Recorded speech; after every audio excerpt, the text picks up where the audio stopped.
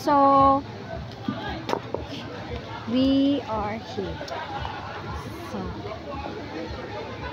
RA7 Medina Water Resort.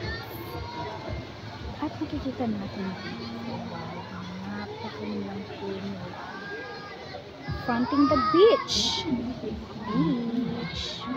Look at that, ang ganda ng pool.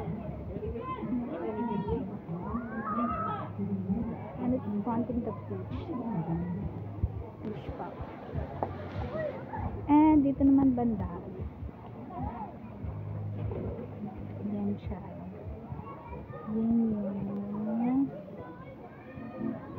Yung pool fence. At saka malapit siya sa accommodation room.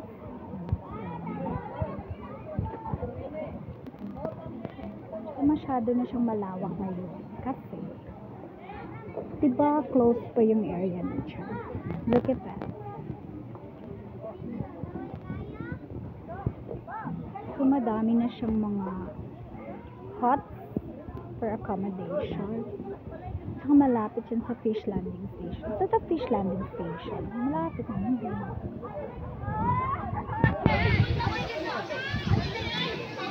At siya, yung nagpapalawak ng area ng RA7. May extension siya over there, tsaka may video cable. Look at this one. Ganda ng pool. So, may area ng mga bata tsaka. Ito naman. Yung malalim. Malalim na yan dyan. Tsaka it's fronting the beach. Fronting the beach! Yeah, we're attending na practice. At dito yung reception sa RA7. Kape na. Ayan, ang ganda.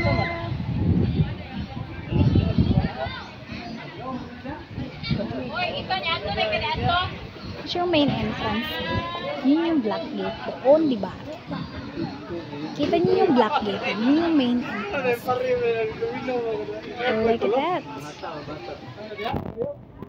May function hall banda. Yes. Kita niyo yun. Yun yung function hall. Yung usually yung former Adelaide the municipal mayor of Colombia. Usually nag-held ng mga gatherings, ng mga fiesta gatherings here. So, since it's part ng LAGU Clarin, itong resort na ito. Ang daming resort sa Clarin actually. It's one. The RA7 Medina Resort. Look at that!